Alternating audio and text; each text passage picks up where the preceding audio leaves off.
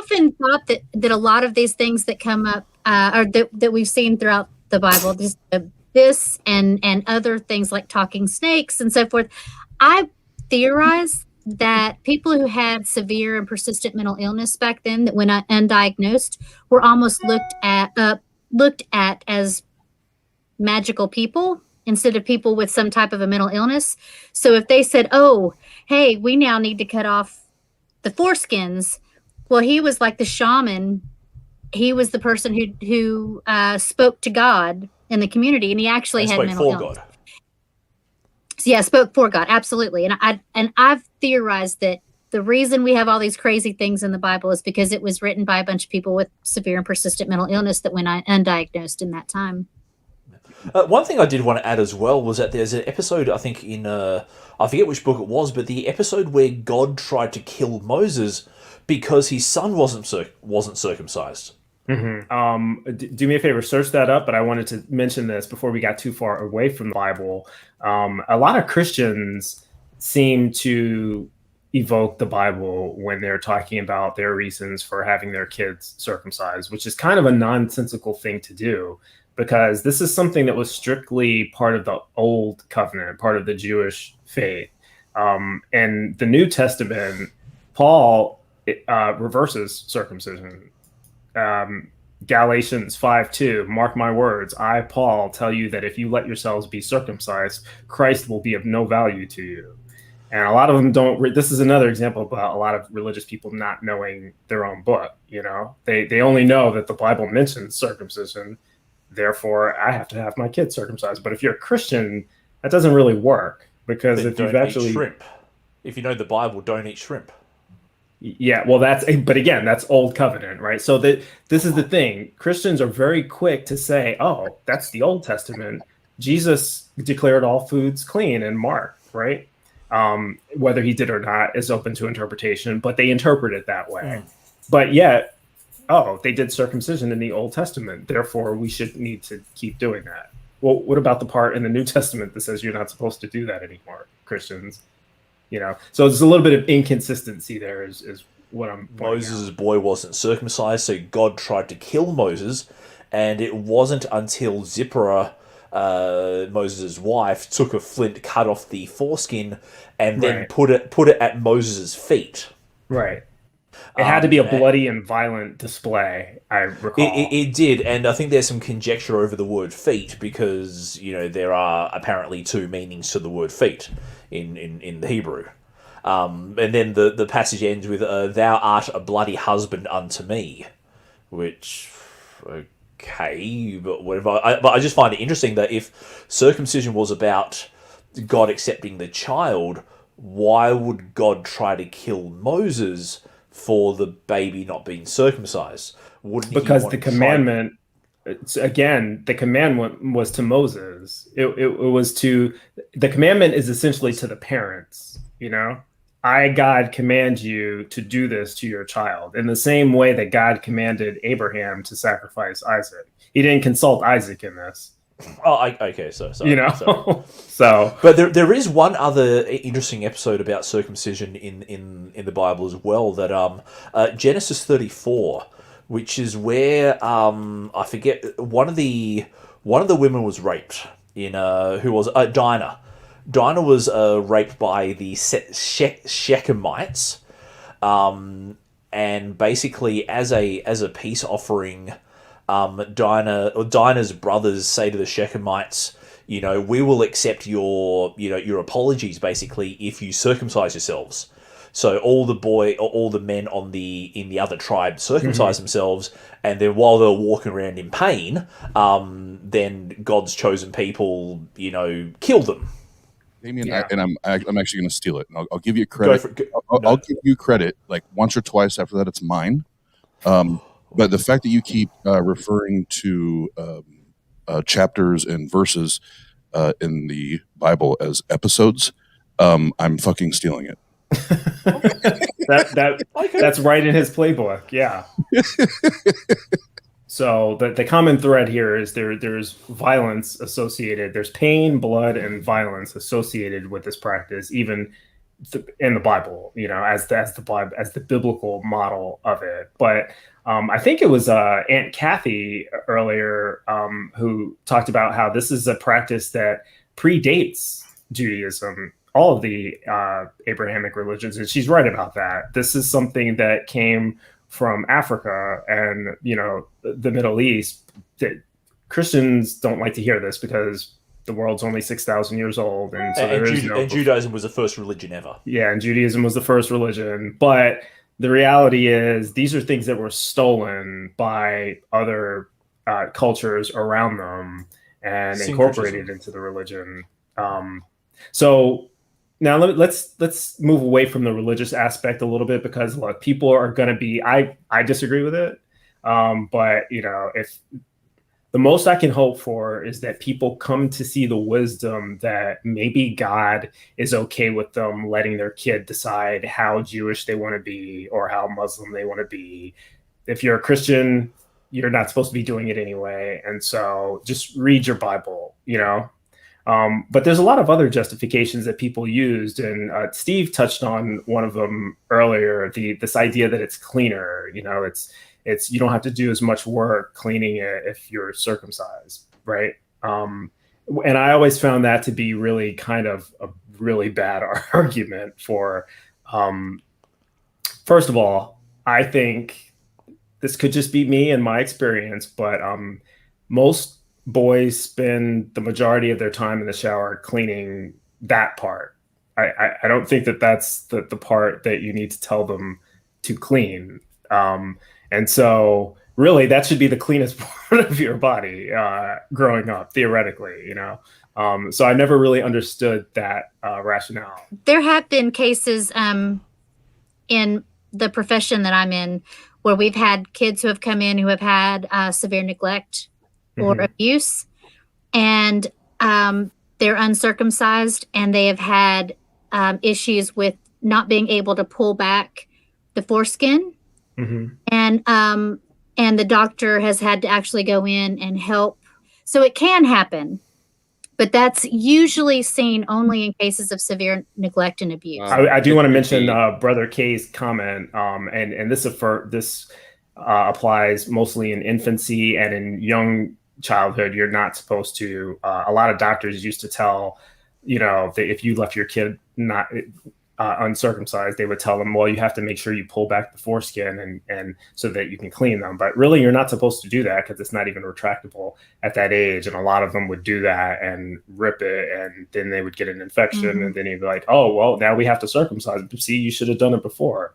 Like, no, dude, you caused the infection by giving them bad advice. So that's a common misconception. So cleanliness doesn't really work for me as a legitimate argument. Certainly, even if that were true. But cleanliness is next to godliness. Haven't you heard? Yeah, no, I don't care about that. Really? That's not in the Bible? The Bible says so. The Bible says so. Thank you, Oz. So what were the other arguments? Somebody mentioned penile cancer. Stop the spread of AIDS, penile cancer, and cervical cancer. Let's talk about this for a little bit, because this is fascinating to me. So one at a time, penile cancer. Have any of you ever heard of anyone who had penile cancer? No. I've read about it, but not actually. Don't know anyone personally. It's an absurd thing to talk about. It's such a rare thing. You've never heard of anyone who's ever had it. And it's like talking about, removing somebody's fingernail so that they don't get Lou Gehrig's disease. Okay. Yeah, really, removing breasts would be way more effective. Yep. It would. I mean, and actually, it would be more effective with males as well, because guess what? Male breast cancer is more common than penile cancer. Penile cancer is a lot like, God, I've just read about it. Well, I can read about it right now for you. Penile cancer is diagnosed in fewer than 1 in 100,000 men each year and accounts for fewer than 1% of cancers in the United States. About 2,210 new cases of penile cancer are diagnosed. Well, all those circumcisions are working. So conversely, 2,650 new cases of male breast cancer are diagnosed. And for men, the lifetime risk of that is 1 in 833. So this is from the American Cancer Society. So clearly, this idea that you should be cutting parts off so that somebody doesn't get penile cancer is just nonsensical, if you actually know the statistics. So now that we can throw that one out, we can stop talking about cancer. It's bullshit. Yeah, right. HIV and STDs. Do infants have sexual intercourse? No, but Not this willingly, came up because there were a lot of studies that were done in Africa to try to curb HIV in Africa. Right. And they did see that there was a correlation between circumcision and a lower rate of HIV. However, in later studies, they found that there were other correlating factors that probably had an impact on that, such as those people actually having access to healthcare, where a lot of others did not have access to healthcare. So we have not seen... That kind of taints the study a little bit, doesn't it? It does. And we have not seen that same correlation in the United States, in Great Britain, in other places, supposed first world countries. But Sonny, was there a big difference between those who were circumcised and didn't have healthcare and circumcised who didn't? I should say, in the absence of healthcare, was there a big difference between those circumcised and those uncircumcised? So the few studies that I saw, they could not determine that there were circumcisions done on men who did not have access to healthcare. That it tended to be the ones who had access to healthcare. Okay. Who ended up being circumcised. So I'm just wondering the results. Because I'm just wondering, could that be one of these tenuous excuses that theists give to say, well, look, this is the reason God wanted men circumcised, was because, okay, in the absence of healthcare, this is the way that they kept their junk clean. Yeah. So God says, cut off a part of your dick so you don't get this penile cancer that I created but rarely give. Well, I was going to say the other thing was, God created this covenant only to revoke it 1,000 years later. And it's well, he only revoked it if you believe in the New Testament. If you're Jewish, then he didn't. God don't make no junk. So we were talking about HIV a second ago, and yeah, there are some flaws to the African studies, but even beyond that, just the idea that and this is something that is often not mentioned with the corollary, the fact that it seemed to reduce the spread of HIV, that only works from male to female. It didn't have any that only works from female to male. It prevents the females from giving it to the males by 60%. But males could still give it to females whether they were circumcised or not. That has no impact on that, right? Because it's in the semen. That was the one thing. And the second, this is on adults that are having unprotected sex. How does that apply to infants in developed countries with low incidence of HIV? Is this even an applicable study? Well, I think honestly, it's not applicable in any way, shape, or form. And I also, and it could just be my own personal bias. I will say that. But the fact that the whole HIV circumcision debate stems from an African study screams to me of racism, like using almost colonialization, a new form of colonialization in order to justify some type of a religious practice. That's so it kind of it triggers me a little bit. I'll just here's an idea. Why wouldn't they just give them condoms? Exactly. Well, and you know what? There's a particular church that doesn't like condoms. That are usually over there won't do it. They will not. And the really tough thing is that many of the smaller tribes that don't have access to healthcare, they think that the way to cure the problem they've seen is that the way that those men think that they can either cure their HIV or prevent it from happening is by having sex with an underage female. And so they're actually perpetuating the problem. And that goes back to colonialization, because that also, they get that from some of the things that they have interpreted in, and that's what I had read from some of these things about the problems with, I wish I could pull it up right now, but it's the problems with the missionary colonialization over from the 50s to the 70s, and how it actually exacerbated a lot of these problems. And I feel like some of these studies have taken out of that and used it against that population, and then justifying continuing a practice that's not actually beneficial. No, I was going to say, just in relation to, I don't want to make this a political debate, but I think there was a comment that circumcision. That's all right. That circumcision went back to circumcision in Africa went to pre-Jew date times. So I'm just not sure that circumcision is strictly a colonial thing. I think there's obviously a part of it, but yeah, and I think the Catholic Church haven't held themselves in any aspect. Cafe, let me ask you this question, because that's not an untrue statement. Some people don't like wearing condoms. Are we so we're saying if I'm circumcised, I can no longer impregnate or contract diseases, like pretty much completely 100% guaranteed? No. You have a 60% reduced chance of acquiring HIV from a woman in Africa. Well, so are we comparing apples to apples with this question, or is it, you know what I'm saying? Okay. We're comparing the actual real statistics. Okay, yeah, I'd much rather, I have often chosen to wear a condom. However, I was circumcised.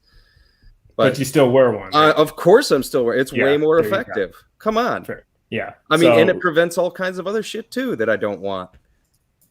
There is one arguably medical justification for doing it that we could debate. And this one actually has a grain of truth in it. It's urinary tract infections. There have been studies that show that boys are less likely to acquire a urinary tract infection in infancy if they're circumcised compared to if they're not. Now that's just the raw data. What do you guys think about that? Is that maybe, is it justified now? Men get urinary tract infections far less than women get urinary tract infections, and we deal with it all the time. Correct. That's just not a good enough reason. Now, we didn't consult before the show started. I didn't tell you I was going to bring this up, and you didn't tell me that you were going to answer that just now, right, Sonny? Just to be clear. No. Okay. Well, that is the correct answer. Urinary tract infections occur more often in women than in men by a ratio of 8-1, up to 11.3% of girls, and only 3.6% of boys will ever have a urinary tract infection by the age of 16. And so if God instituted circumcision as for health benefits for men to reduce UTIs, what then does he recommend to women to reduce UTIs? Really? I already went over this. Women are not important in the Bible. Oh, sorry, I forgot. Yeah. God doesn't give a shit about women. Women are property. Timothy 2, unless they can have babies. Yeah. So, look, and I know all we are is property. I have to apologize for any of my religious people who are watching. But really, if you're watching me, you had to have known I'm here to promote positive atheism and secular humanism. So we don't agree with the Bible. We don't think it makes sense. But if you do, more power to you. Just read it. Pay attention to what it actually says and consider whether or not it makes sense to do what you're doing in accordance with what it says. And that's all I ask. Bodily autonomy. Somebody mentioned it at the beginning, but the one of the other arguments that I hear from people who are really in favor of this is that, look, this should be a parental decision. It's my kid. You shouldn't be telling me what to do with my kid, and I've had a lot of people come off really strongly at that. The fact that I would even suggest that circumcising your boy is a bad idea. How dare you? These are my kids. So, parents should have the right to do that. What do you guys say to that? Okay, legally, there's always a line. You can do, as a parent, you can make certain decisions for your kids, but there's always a line. Yeah, I was going to say, to anybody who thinks that parents should be allowed to decide whether or not half their dick gets cut off, I would say, what do you think allowing their kids to get sex changes before the age of 18? I just had an idea. I just had a brilliant idea. I don't know why God didn't think about this. Okay, just be ready. Be ready. All right. I'm sitting down. Everybody, make sure you're sitting down. I'm on the edge of my seat. Since we're gonna do surgeries and cut part of penises off to stop masturbation and pleasure on a male body, and then on the females we're going to use stones or rocks or whatever. And how about this? Just cut their hands off. Then they can't masturbate. Just cut their goddamn hands off. Then the only way they sexually get pleasure is when they're with their partner. But better than that, Oz, and this is something a friend of mine suggested many years ago when I was a young 20-year-old. If God didn't want us to masturbate, why did he make our hands so long? Why wouldn't he have made us like T-Rexes, like this? T-Rex or gator arms. Yeah. Because they would still be functional. You could still pick things up, sort of, but you wouldn't be able to. Yeah. Well, you know what, though? That's a good point, though. If parents have the ability to decide what body parts are cut off, then why can't parents decide to cut off a child's hand? Is that okay? Cut off a foot, cut off a finger. Why is it okay to cut off foreskin, but not okay to cut off a finger or hand or a foot? This is the only body part where medical professionals are legally allowed to remove from a non-consenting person without a medical reason. That's the only surgical procedure in the United States that's done where you're allowed to do that. I think the Hippocratic Oath includes the principle of first do no harm. This is the only medical procedure where you're allowed to first do harm without a problem. The late 80s, going back to the 70s and 60s, it was a compulsory thing. It was just assumed that if you were having a child, you would want them circumcised. And it wasn't until lawsuits started coming in to where they now had to make sure they get, that's why they ask in the United States, which is a weird thing. If you are having a child in an American hospital, chances are, if you're having a boy, someone is going to come around to you and ask you if you want a circumcision, a nurse, a doctor, whatever. That doesn't happen in the UK. It doesn't happen in Germany. It doesn't happen in France. I know, because I used to live in Europe and I've asked people this question. That's something specific to the US. If you're having a boy, someone will ask you if you want a circumcision. Why do they do that? Anything that is done in the United States like that is out of lawsuits.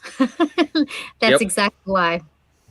It's totally legality. I put this up a little while ago, and Cafe is asserting here that the only time it should be called mutilation is when a circumcision is botched. Let's talk about that for a minute. Is that accurate? I disagree. What does mutilation mean? Well, it is technically still mutilation. It's just not. It's just on the more severe end of things when, like, for example, the shaman in the village accidentally cuts off the whole penis or most of the penis. Yeah. See, when we say botched, that's kind of arbitrary because we only call it botched when it doesn't meet your expectation of what you're supposed to be doing. But because you're expecting to cut off this skin, this healthy tissue, and create a bloody mess with a screaming child, because that's the expectation, you don't call that botched, but really the whole fucking thing is botched. It's a botched idea. Yeah, I'll say this. When I worked in a group home, a religious group home for a time, there was a boy who was placed in our care. While he went on kind of a field trip, he surreptitiously got his ears pierced. Mm-hmm. His dad freaked out, saying he had been mutilated. It's all about perception. Right. So if you have a circumcision and you have given consent for that, it's not a mutilation to you. But if you were given a circumcision as an infant and not given that choice, then as an adult, you may say, I was mutilated. Right. And there are many men who say that. You don't know what you don't know. Right. And if it's a matter of, look, you didn't know, you were given bad advice maybe, or they just took your kid and did it because that was the thing. You didn't have much of a say. You didn't make an informed decision. Now you know. Right. And so now you can be on the right side of decision making. But for the parents out there who are still considering, I advise you to maybe watch a circumcision. What's that, Damien? Think twice. Yeah. Think twice. Think at all. Maybe watch one. Think for yourself. See what's actually happening, because that's the thing that kind of changed my mind. Don't. Preferably not one by Murder Shed Steve, but no. Come on down to the Murder Shed Steve Academy and watch a circumcision live and in person with the circumciser itself. If a guy is not circumcised and he wishes he had been circumcised, the solution is very simple. He can just go get circumcised, right? And then it will truly have been a personal decision, which is what I think it should be. It shouldn't be a parental decision. It should be a personal decision. It should be or a religious decision. It should be the owner of the penis should be the one deciding whether he wants to be circumcised or not, for whatever justification. And I'm all good with that. But with informed consent, right? If a guy is circumcised and he wishes that he had not been, he's fucked. So that's the way that I feel about it. If it ain't broke, don't fix it.